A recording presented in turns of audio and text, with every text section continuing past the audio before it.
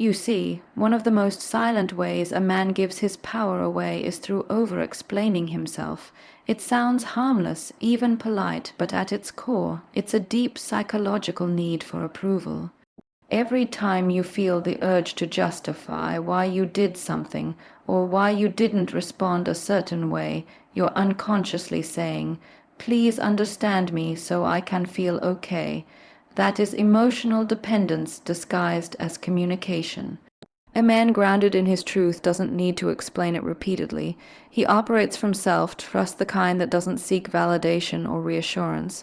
When a woman senses that you constantly need to be understood, she begins to feel like the emotional leader in the dynamic. And when that happens, the polarity shifts. The attraction starts to fade because the masculine energy is no longer leading, it's seeking permission to exist. This doesn't mean you should become cold or detached.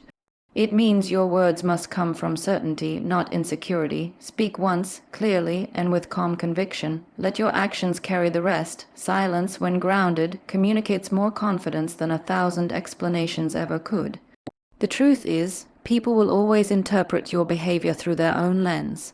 You can't control their perception, and trying to do so is what drains your energy. The moment you stop needing to be understood, you begin to understand yourself. That's where emotional power begins. So, the next time you feel the urge to justify your choices, pause and ask yourself, am I explaining or am I seeking permission? Because there's a difference between communicating your truth and begging for acceptance. And remember, clarity doesn't require repetition. Strength doesn't need approval. Speak once, mean it, and let your silence do the rest. One of the most common mistakes men make in relationships is constantly chasing a woman's emotions, trying to fix her mood, calm her anger, or rescue her from her own emotional storms. It comes from a good place, a desire to protect and provide peace, but what most men don't realize is that this habit slowly drains their masculine energy. When you take responsibility for how she feels, you start carrying emotional weight that isn't yours to bear. You cannot control how another person feels. You can only control how you respond. And when a man loses that boundary, he begins to lose himself. He starts measuring his worth by her reactions. If she's happy, he feels enough. If she's distant, he feels rejected. That's not love. That's dependency disguised as devotion. A grounded man doesn't run after emotions. He anchors them. He understands that stability isn't found in fixing her chaos, but in maintaining his calm. Because the truth is, when a woman tests your emotional balance, and she's not doing it to destroy you. She's doing it, often subconsciously, to feel your strength. She wants to know, can you remain centered when I'm not? Can you hold your frame when I lose mine? Emotional control isn't coldness, it's leadership. It's saying, I can care deeply without collapsing. When you remain composed in the face of emotional waves, you teach her that love doesn't have to be dramatic to be real. So, stop chasing her emotions and start mastering your own. Because the man who learns to remain calm in the middle of emotional storms doesn't just earn her respect, he earns his peace. And peace, more than anything else, is the ultimate proof of power. Another way men unconsciously lose their power is by making a woman the center of their world. It often starts subtly, a shift of priorities, a rearranging of schedules, a quiet surrender of focus. You begin to revolve your time, energy, and even your emotions around her presence. At first, it feels like love, devotion, or commitment. But over time, it becomes dependency because the moment she becomes your world, you step out of your own. A healthy relationship is not built when a man abandons his purpose to please someone else. It's built when both individuals walk side by side, each deeply rooted in their own path.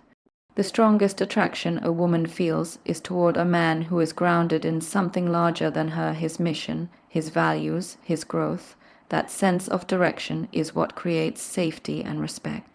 When she sees that your identity isn't built around her validation, she feels secure in your presence. But when you begin to orbit her, when your emotional state rises and falls based on her attention, she no longer sees strength, she sees need. And need always repels what confidence attracts. A man who loses his purpose for a woman eventually loses her too, because the very energy that drew her in his focus, his ambition, his independence disappears. Love her, respect her, but never worship her. Let her be a part of your life, not the reason you live it. A woman doesn't want to be your purpose. She wants to walk beside a man who already has one. So remember this, when you make your mission your priority, you don't lose love, you elevate it, because nothing is more attractive than a man who belongs first to his purpose. One of the most painful lessons a man can learn is that ignoring red flags never makes them disappear, it only delays the damage. Too often, men mistake tolerance for patience and compassion for acceptance. You see a pattern of manipulation, inconsistency, or disrespect, and you tell yourself she'll change. But what actually changes is you, your standards, your peace, your identity. Every time you excuse poor behavior, you're teaching her how to treat you. It's not about perfection. Everyone has flaws, but there's a difference between imperfection and toxicity. A mature woman will take accountability when she's wrong. A manipulative one will make you feel guilty for noticing. When you ignore those signs because you're afraid to lose her, what you're really losing is self-respect. And once that slips away, attraction, trust, and peace follow. Boundaries are not walls, they're mirrors that reflect self-worth. A man who respects himself doesn't need to shout or threaten. His absence speaks louder than his anger ever could. If you want a relationship built on mutual respect, it starts with how you respect yourself when red flags appear. Because the energy you allow is the energy you'll receive. It's easy to fall for potential, to believe in what someone could be rather than what they are. But real love is rooted in reality, not fantasy. It requires the strength to walk away from what doesn't align with your peace, even when your heart still wants to stay. So don't let your fear of losing her make you lose yourself. The truth is simple. The moment you stop ignoring what hurts you, you start attracting what heals you. And that decision, that clarity, is the beginning of real power. Many men fall into the trap of constantly trying to impress women, showing off, overgiving, or performing for validation. They believe if they say the right words, buy the right gifts, or show endless effort, they'll win her heart. But here's the truth: when you're trying to impress, you're operating from lack. You're trying to earn value instead of embodying it. Real attraction doesn't grow from performance, it grows from presence. A woman can sense when your confidence is genuine and when it's borrowed from her reactions. When every compliment or gesture is calculated to get approval, she feels it, and instead of admiration, she feels pressure. What she's truly drawn to is not what you give her, but how you carry yourself. The quiet assurance that says, I don't need to convince you of my worth. I know who I am. This doesn't mean you shouldn't be kind or expressive. It means your actions should come from authenticity, not anxiety. When you operate from self-trust, you don't need to prove anything. Your tone changes, your body language shifts, and your energy speaks before you do. You stop chasing connection and start creating it naturally. Remember, attraction isn't built through constant effort, it's maintained through emotional alignment. The more you try to impress, the more you communicate that her opinion defines you. But when you stand in quiet confidence, you show that you define yourself. So stop performing and start being. Stop chasing validation and start embodying value. Because the man who knows his worth doesn't have to prove it, his energy speaks louder than any performance ever could. And that kind of calm assurance isn't just attractive, it's unforgettable. One of the hardest lessons for any man to accept is that real strength sometimes means walking away. Most men stay in situations long after respect is gone, convincing themselves that love will fix everything. But love without respect slowly becomes self-destruction.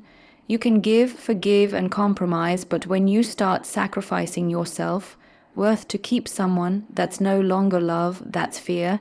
Fear of being alone, fear of starting over, fear of not being enough. A powerful man understands that walking away doesn't mean he stopped caring. It means he started caring about himself too. Detachment is not coldness, it's clarity. It's the ability to see things for what they are, not what you wish they were. When you can love deeply and still let go when you're not valued, you're no longer controlled by attachment, you're guided by self-respect. You see, most people confuse attachment with connection. Attachment says, I need you to feel whole. Connection says, I choose you, but I remain whole without you. That's the difference between dependency and maturity. The moment you can stand on your own emotional ground, you stop begging for validation and start attracting respect. Sometimes, walking away is the loudest form of self-love. It teaches people that access to you must be earned, not assumed. It shows that your peace is not negotiable and your boundaries are not open for debate. So, never fear the ending of something that no longer honors your growth. The moment you stop clinging to what disrespects your worth, you make space for something aligned with it. Remember, this walking away doesn't mean you lost her. It means you finally found yourself.